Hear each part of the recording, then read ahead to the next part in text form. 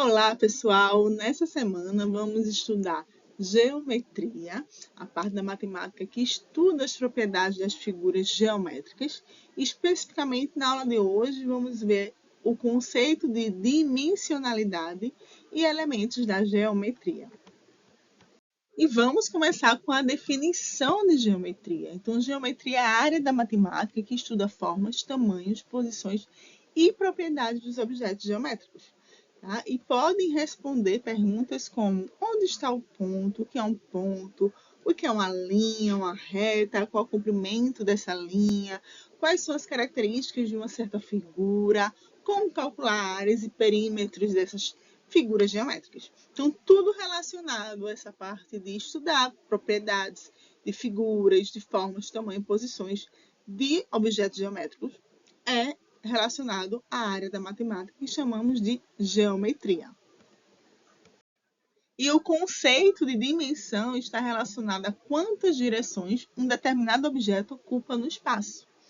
E aí a primeira dimensão que a gente estuda é o que chamamos de zero dimensão, que é representada por um ponto, tá? Uma figura geométrica, um objeto que ocupa um determinado espaço com um ponto, não tem uma direção específica, é considerado como zero dimensão. Não tem comprimento, não tem largura, altura, apenas indica uma posição. E, em geral, a gente representa como uma letra maiúscula do alfabeto. Tá? Os objetos de primeira dimensão, ou uma dimensão, tá? São as retas, segmento de reta, semi-reta, possui comprimento, mas não possui nem largura e nem altura, né? E a gente pode observar, por exemplo, possui uma direção, então é uma dimensão, tá? E aí, reforçando que não tem a ideia de altura, largura, certo? É só comprimento. Então, esse tipo de objeto é considerado objetos que têm uma dimensão. E os objetos que são classificados como duas dimensões são as figuras planas, que a gente já conhece, que são os triângulos, quadrados, círculos, os polígonos, que vamos ver com detalhes mais para frente. Mas a característica principal dos objetos de duas dimensões, que são as figuras planas, é que possuem comprimento e largura. A gente pode calcular a área desse objeto. E aí, essa questão de área e perímetro vamos estudar na próxima aula. Mas, deixa claro que objetos de duas dimensões, tá, possuem comprimento e largura. E os de terceira dimensão, ou três dimensões, ou também conhecido como os 3D, são os sólidos geométricos. Cubo, esfera, cilindro, tá? Possuem três dimensões. Então, possui comprimento, largura e altura. E aqui a gente pode calcular, ao invés de uma área, a gente calcula o volume. Porque a ideia de 3D é realmente essa parte de ter comprimento, largura e altura. E imagine como se tivesse uma caixa que cabe coisas dentro. Então, ali a gente vai calcular o volume daquele sólido geométrico, tá bom? Mas nessa disciplina a gente não vai focar muito nessa parte de cálculos de volume, tá bom? Na nossa disciplina, vamos nos conter a estudar figuras planas, perímetro e área das figuras planas. Então, só recapitulando o conceito de dimensionalidade, e aí nós temos aqui alguns objetos no espaço, e aí o ponto são considerados como de zero dimensão, não tem comprimento, não tem largura, não tem altura, tá? É só para representar um objeto, vamos dizer assim, um elemento no espaço. Temos o de primeira dimensão, que são retas, semi-retas, segmento de reta, tá? As figuras planas, que são classificadas como de duas dimensões. E aqui nós temos os sólidos geométricos, tá? Que são os 3D de terceira dimensão, como paralelepípedo, cilindro, esfera, cubo, pirâmide quadrada, tá? Meia esfera, que são exemplos de sólidos, tá? E aí um detalhe, gente, aqui não existe só a dimensionalidade até 3D. Tem 4D, 5D e assim por diante, tá? De acordo com a quantidade de direções que aquele objeto pertence. Se tem mais não só comprimento, altura e largura, como os sólidos. Se tiver mais um direcionamento, é 4D e assim por diante. E associado a essa dimensionalidade, vamos ver com cautela aqui os elementos da geometria, iniciando pelos pontos, tá? Então, o ponto ele é representado por uma marca no papel, uma bolinha, vamos dizer assim, mas matematicamente não tem tamanho, certo? E indica lugar no espaço, geralmente nomeado por letras maiúsculas, A, B, C. Por exemplo, o ponto A pode representar a posição de objeto em um mapa. Próximo elemento que vamos estudar é a reta geométrica, que consiste no conjunto infinito de pontos, isso mesmo. E ela pode se estender infinitamente nos dois sentidos. Geralmente a gente representa a reta com essas duas setas nas pontas para representar a sua extensão infinita para ambos os lados, certo? E aí quando você vem com a ideia, um conjunto infinito de pontos, como assim? Tenta lembrar que a gente pode representar um conjunto numérico através de sua reta numérica, vamos dizer assim, tá? Se eu tenho aqui uma reta que representa a reta numérica dos conjuntos dos números reais, certo? E aqui, o conjunto dos números reais é infinito, tanto para a direita como para a esquerda, positivo e negativo, e eu posso representar alguns elementos desse conjunto como pontos nessa reta. Então, aqui eu tenho um ponto que representa o elemento 0, um ponto aqui que representa 1, outro ponto que representa o elemento 2, e assim, infinitamente para o lado positivo. Eu também posso representar aqui, ó, o zero, à esquerda do zero, os elementos negativos que pertencem ao conjunto dos números reais. Lembrando que aqui eu estou escrevendo mais os números inteiros, mas entre 0 e 1 existe uma infinidade de pontos, que são os elementos que estão entre o intervalo 0 e 1 dos números reais. Entre 0 e 1 existem inúmeros pontos, vamos dizer assim, inúmeros infinitos elementos. Por exemplo, aqui eu posso encontrar um meio. Aqui todos os elementos com uma casa decimal, 2, 3 casas decimais com 0, estão entre 0 e 1. Né? Por exemplo, 0,6, 0,5555, 0,999. Então, todos esses infinitos números estão aqui entre o intervalo 0 e 1. Por isso que a gente pode representar numa reta numérica, que nada mais é que o conjunto infinito de pontos. Outro elemento também classificado com uma dimensão é a semirreta. Tá?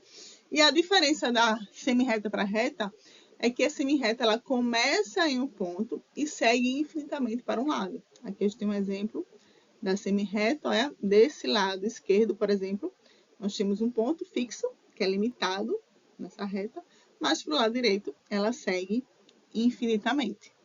Tá? E por fim, aqui nessa classe de uma dimensão das retas, nós temos o segmento de reta. Ela possui uma parte limitada da reta, como se fosse um pedaço. E aí esse segmento de reta tem começo e fim, tem início e fim. E a gente representa esse início e fim como dois pontos, né? Que são os extremos desse segmento de reta. Agora vamos ver a definição formal de ângulos na geometria. A gente estudou um pouco o conceito de ângulo quando estudamos trigonometria na primeira parte da disciplina. E agora vamos ver o conceito de ângulo na geometria, que consiste na abertura formada por duas semirretas que têm a mesma origem. Então podemos chamar de vértice, tá?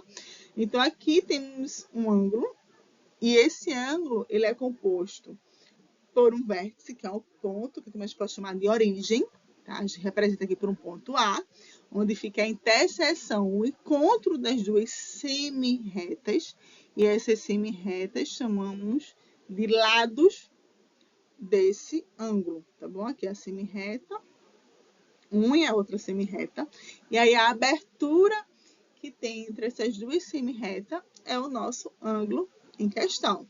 E a unidade de medida que usamos para calcular um ângulo é em graus. É a unidade de medida mais comum, mas também podemos usar a unidade de medida radiano, que aí é calculada em função do valor matemático que chamamos de π.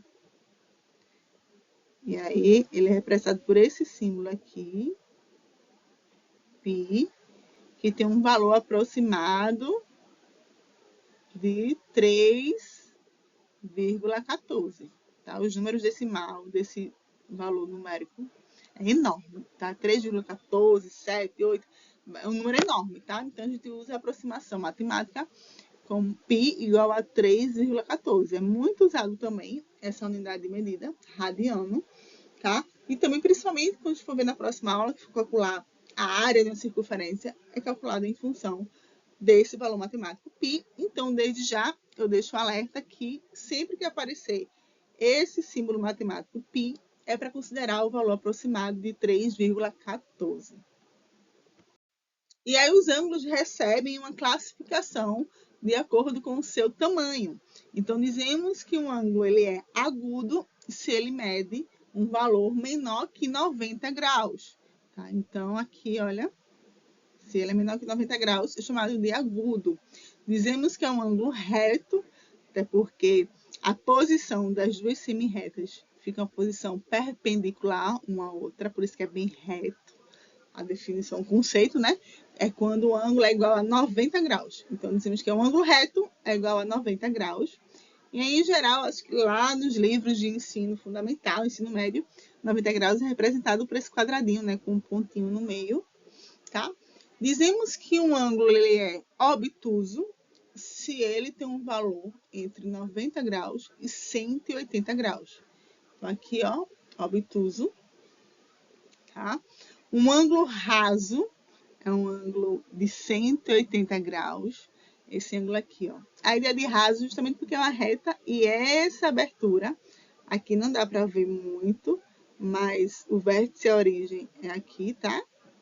E aí a abertura dessas duas semi-retas, elas ficam parecendo uma reta só. Então, essa abertura aqui é de 180 graus, é chamado de ângulo raso.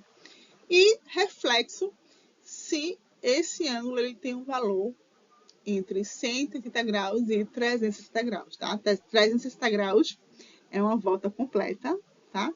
Então, valores aqui embaixo, maiores que 180 até 360, são chamados de reflexo, tá?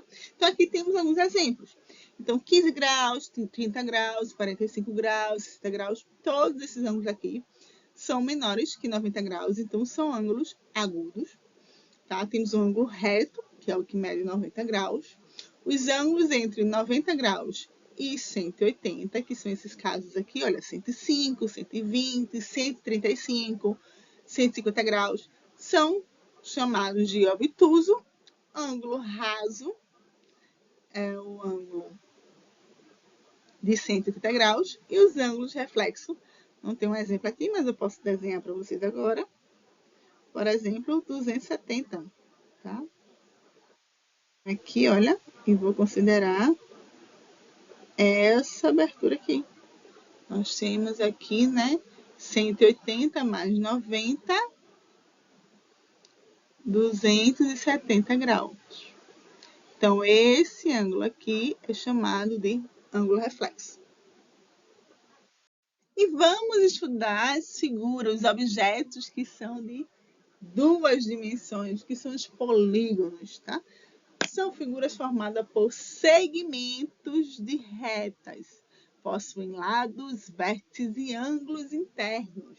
Exemplo, nós temos o triângulo de 3 lados, o quadrado ou quadrilátero de 4 lados, o pentágono, 5 lados, o hexágono possui 6 lados, 1, 2, 3, 4, 5, 6, o heptágono, 7 lados, octógono, 8 lados, eneágono, 9 lados, decágono, 10 lados. Eu lembro que quando a gente estudava lá no ensino fundamental, a gente tinha que decorar o nome desses polígonos, né, dessas figuras geométricas que são formadas por segmentos de retas. E aqui, uma observação, gente, é que polígonos, tá? São as figuras planas formadas por segmentos de reta. Olha, aqui é um segmento, aqui é outro segmento, aqui é outro segmento, tá? Pedaços de reta.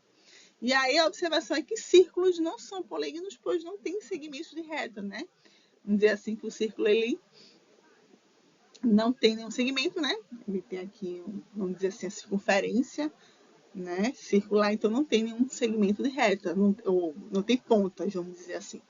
E aí temos classificações de polígonos quanto aos lados. Dizemos que os polígonos são regulares se os lados e os ângulos são iguais. Exemplo, o quadrado. O quadrado é um polígono regular de 4 lados, tá? O quadrilátero, né? Porque aí podemos ter diferentes tipos de quadriláteros, tá bom? O quadrado é um tipo de quadrilátero. O losango é outro quadrilátero. O trapézio também é outro, tá bom?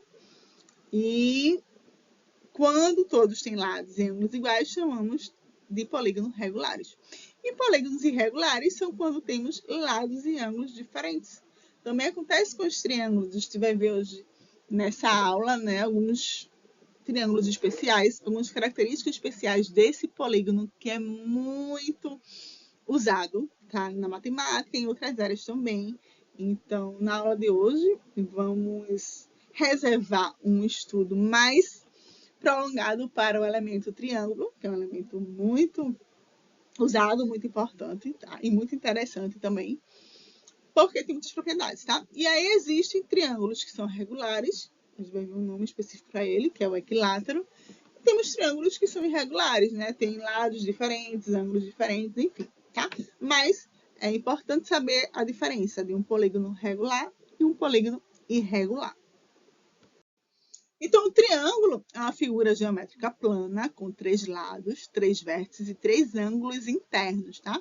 Temos aqui, ó, 3 vértices, A, B, C. Os vértices são representados por letras maiúsculas. Os lados, tá? Eu posso representar como letras minúsculas ou geralmente tem os valores desses lados, tá? Temos aqui a altura do triângulo. E sempre que eu quero calcular a altura, eu já vou adiantando para vocês, né? Que a gente vai usar muito na próxima aula, que a gente vai estudar a área. E aí a altura sempre vai ser, tá? Uma reta que seja perpendicular à base do triângulo, tá? Que forme um ângulo de 90 graus. E aí uma propriedade importante é que a soma dos ângulos internos de um triângulo é sempre igual a 180 graus. Então, se eu somar o ângulo aqui formado pelas semi-retas, né?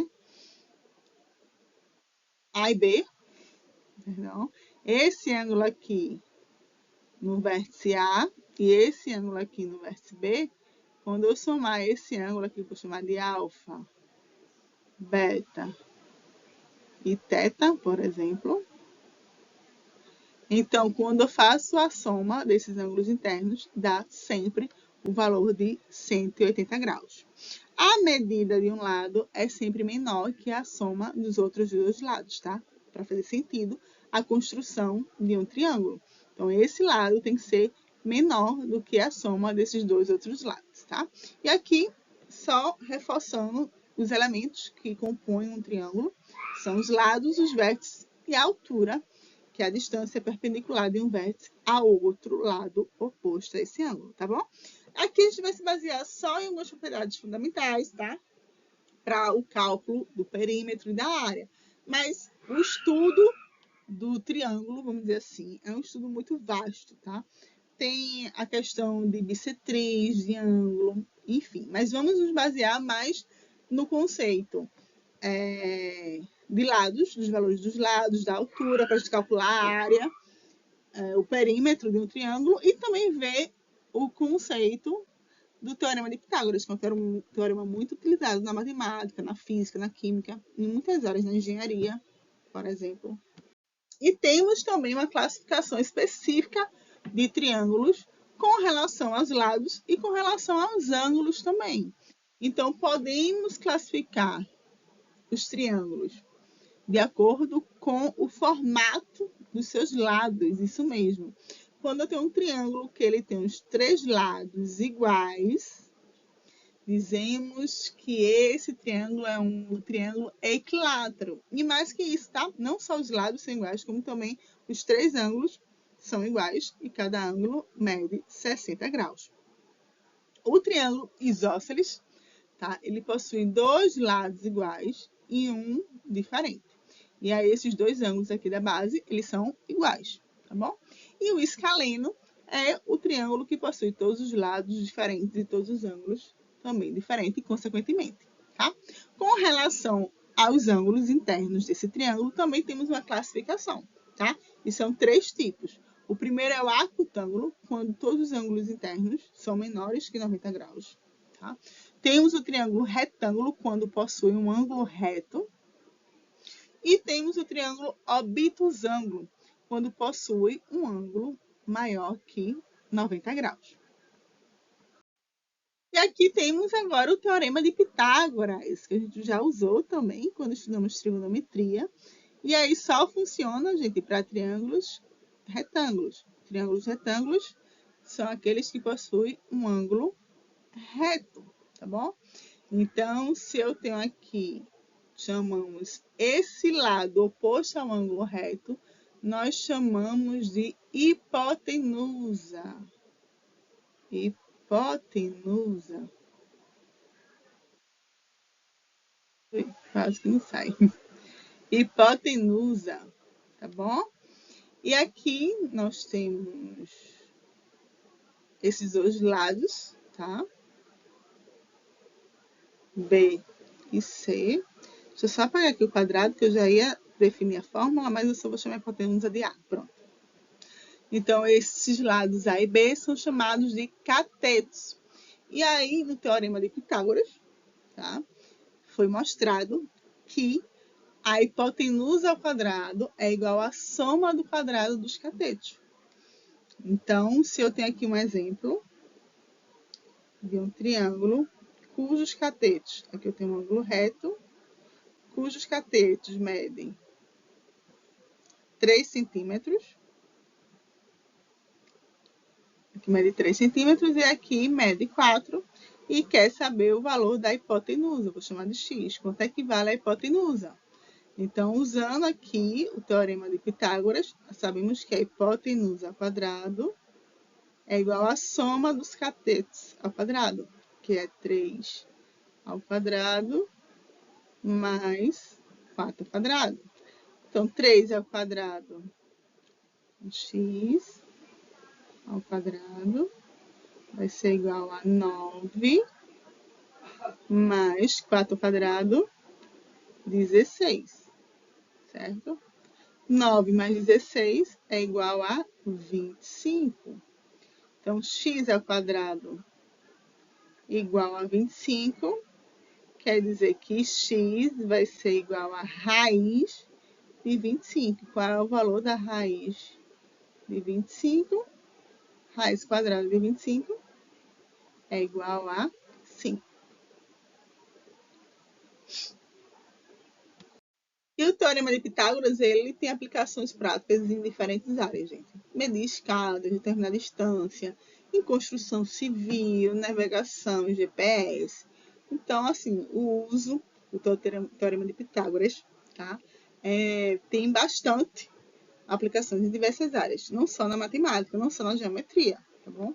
E por isso é que eu trouxe um destaque especial aqui nessa aula sobre o Teorema de Pitágoras e o polígono triângulo que possui essa propriedade fundamental. Então é isso, gente, da aula de hoje. Na próxima aula, vamos estudar perímetro e áreas de figuras geométricas, especialmente as figuras planas.